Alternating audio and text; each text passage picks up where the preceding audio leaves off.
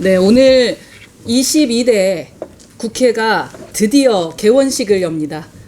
역대 가장 늦은 개원이라서 비판받았던 21대 국회가 개원식을 연 날이 7월 16일이었습니다. 그런데 오늘은 9월 2일입니다. 더욱 기막힌 일이 있습니다. 윤석열 대통령이 국회 개원식에 참석하지 않는다고 합니다. 국회를 먼저 정상화하고 대통령을 초대하라라는 이유 때문이라고 하는데요. 대통령 배우자에 대한 비난에 사과하라는 뜻도 밝혔습니다. 참 어이가 없습니다.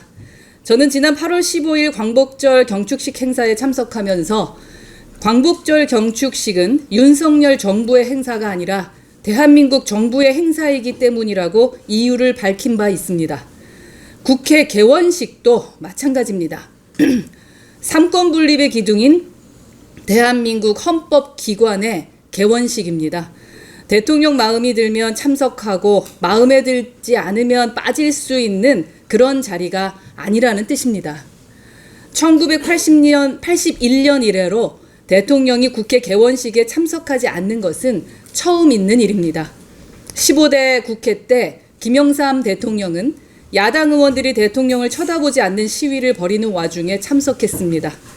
16대 국회 때 김대중 대통령도 야당 의원들이 전혀 호응하지 않아도 꿋꿋이 개원 연설까지 했습니다. 17대 때 국회 노무현 대통령도 야당 의원들이 아예 기립조차 하지 않아도 시정 연설을 했고 19대 때 이명박 대통령은 여당 의원들까지 외면하는 상황에서도 개원식에 참석했습니다. 20대 때 박근혜 대통령은 여소야대일지라도 대통령의 참석은 당연하다면서 개원식에 참석했고요.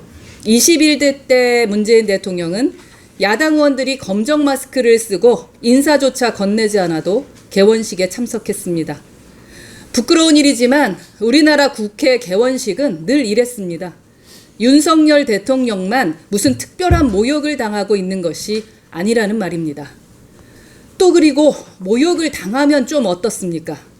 대통령은 특정 정당이나 특정인의 대표자가 아닙니다. 대한민국 국민의 대표입니다. 국민을 위해서는 어떤 자리에서든 나설 수 있어야 대통령다운 겁니다.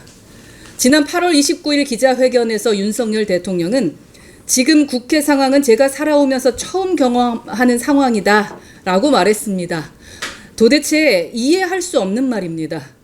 공무원 생활을 30년 넘게 해오신 분이 그동안 뭘 보신 겁니까? 어제 한동훈 국민의힘 대표와 이재명 더불어민주당 대표가 양자회담을 갖고 8개 항의 공동 발표문을 내놓았습니다. 한동훈 대표가 리더십이 취약한 형편에 이번 합의가 과연 실행력이 있을까 걱정하는 국민이 많습니다. 그럴수록 대통령이 국회 개원식에 참석해서 협치의 뜻을 밝혀야 국민이 마음 한편으로 안심한다는 생각은 하지 못하십니까? 무조건 박수만 박는 대통령은 세상 어디에도 없습니다. 윤석열 대통령님, 막판에라도 생각 고쳐 먹으시고요. 오늘 국회 개원식에 꼭 참석하십시오. 이번에 대통령이 정말 국회 개원식에 참석하지 않으신다면 국민은 윤석열 대통령을 국가를 내팽겨치고 스스로 대통령이 되기를 포기한 선언으로 받아들일 것입니다. 제발 대통령답게 사고하고 행동해 주십시오. 이상입니다.